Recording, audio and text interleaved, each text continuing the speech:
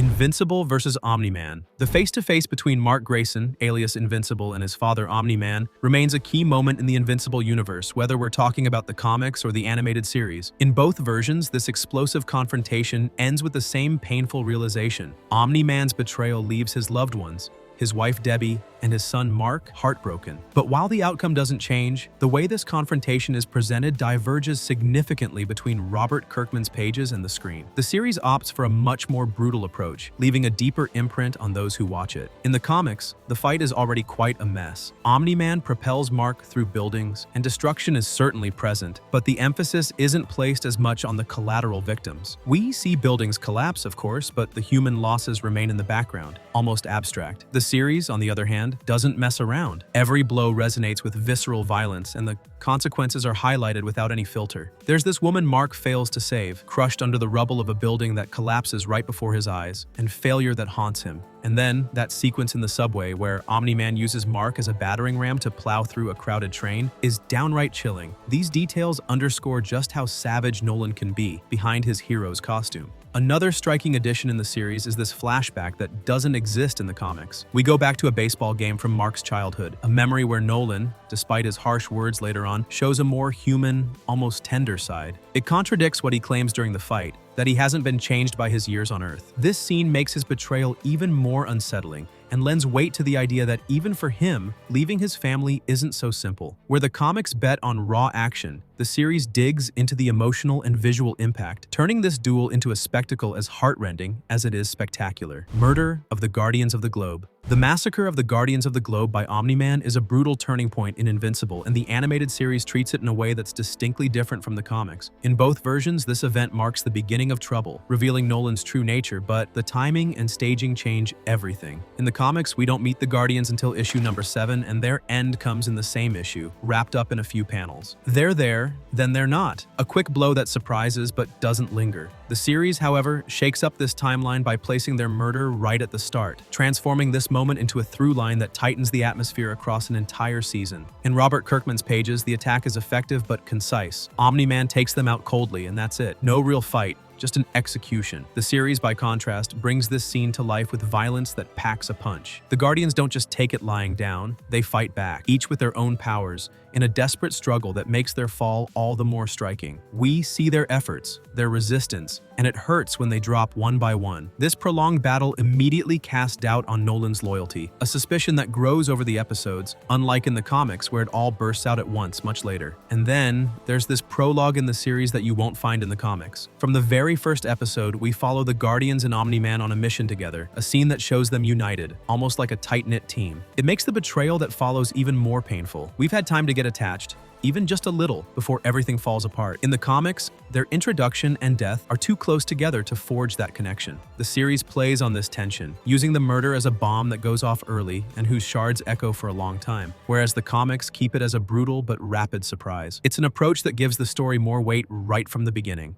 Invasion of the Flaxans. The Flaxans, those invaders from another dimension, are a recurring ordeal in Invincible, but the animated series gives them a weight quite different from the comics. In Robert Kirkman's pages, they burst in as early as issue number 3, and their first attack is dealt with quickly. Mark and Omni-Man sweep them away without much trouble, like a simple formality. The series, though, turns this invasion into a more serious challenge, changing who confronts them and how it all unfolds, laying the groundwork for a threat that lingers. In the comics, Omni-Man is there from the start to help Mark push back the Flaxans. They form an effective duo, and the matter is settled fast. But in the series, Nolan is stuck in the hospital when the Flaxans strike for the first time, leaving the teen team, still green, to step up. This group, with Adam, Eve, Robot, Rex, and Duplicate, has to fend for themselves against these interdimensional warriors, and it puts the pressure on right away. When their second assault comes, things take an even more radical turn. In the comics, Omni-Man is kidnapped by the Flaxans after their first attack, ends up in their world, and helps overthrow their dictatorship before returning to Earth. The series chooses a much more direct path. Nolan follows them into their dimension and slaughters them until they send him back home, exhausted by his rage. This change gives the Flaxans a more unsettling aura in the series. series. Where they were a nuisance, quickly forgotten in the comics, their resistance against the teen team and Omni-Man's brutal response turned them into adversaries you can't bury so easily. The Season 1 finale goes further by suggesting they'll come back, more dangerous than ever, a trail that isn't as pronounced in the comics at this stage. The series plays up their menace to build growing tension, while the comics treat them as a minor obstacle swiftly overcome. It's a difference that gives these invaders a real place in the animated story. Mark and Amber's breakup. In both versions, their story falls apart under the weight of Mark's responsibilities as a superhero, but the way it plays out changes the game. The series digs into this breakup to make it a personal drama that hits harder, whereas the comics handle it with less flair. In Robert Kirkman's pages, their separation is fairly simple. Mark is often absent, always busy saving the world, and Amber ends up getting closer to another classmate, Gary. It's a gradual drift, without much fanfare, that puts an end to their couple. The series keeps this idea of Mark's absences, but adds a much more intense layer. Everything shifts when Anissa, a Viltrumite, shows up and threatens to kill Amber if Mark doesn't cooperate. In the comics, this confrontation happens with Debbie, Mark's mother, not Amber. Here, the series puts Amber right in the crosshairs, and it makes the stakes far more personal. She finds herself facing a danger she didn't ask for, and it shakes her deeply. This threat changes everything. In the series, Amber realizes that her life is in jeopardy because of Mark, and that becomes the real trigger for their breakup. Mark, for his part, doesn't want her to suffer because of him, so he ends their story to protect her. It's a choice loaded with emotion, far from the slow erosion of the comics. Where Amber more or less accepts Mark's absences in the pages, here she voices real fear and frustration. Her life matters too, and being with him turns her into a target. The comics stay on a more mundane note, almost indifferent, while the series makes this parting a dramatic moment that shows the sacrifices a hero's life demands. This animated version gives Amber a stronger voice and their breakup a more bitter taste that lingers. William's sexuality. William, Mark Grayson's best friend in Invincible, plays an essential role in the young hero's life, and his sexuality takes a different turn between the comics and the animated series. In both versions, his journey ultimately leads him to a relationship with Rick Sheridan, a student he meets at college, but the path to get there isn't the same. The series chooses to establish this facet of William right from the start, whereas the comics take their time to unveil it. In Robert Kirkman's pages, William keeps his true sexual identity under wraps for quite a while. It's not until issue number 80 that he comes out revealing he's gay. Before that, he even dates Adam Eve briefly, a relationship that doesn't last but muddies the waters a bit about his preferences. The series, on the other hand, doesn't beat around the bush. From the very beginning, William is presented as openly gay with no ambiguity or delay. This difference speeds up his arc and cuts out the step of his relationship with Eve, placing him immediately in a clear dynamic with Mark and the others. The common thread between the two versions is his romance with Rick. In the comics, as in the series, their connection starts as a solid friendship before evolving into something deeper. When Rick is kidnapped by D.A. Sinclair, William throws himself into the search with the same determination in both cases. But in the series, this quest is initially driven by friendly concern, not yet love, which lets their relationship build more slowly. The comics, with its late reveal, makes this step a more pronounced turning point in William's life. The series, by laying the groundwork early, gives this duo a more constant presence from the first episodes.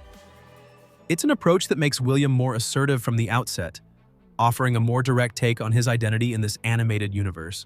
Final fight with Angstrom Levy. The clash between Mark Grayson and Angstrom Levy at the end of the Invincible War is a moment that wraps up a major arc in Invincible, and the animated series makes it far more memorable than in the comics.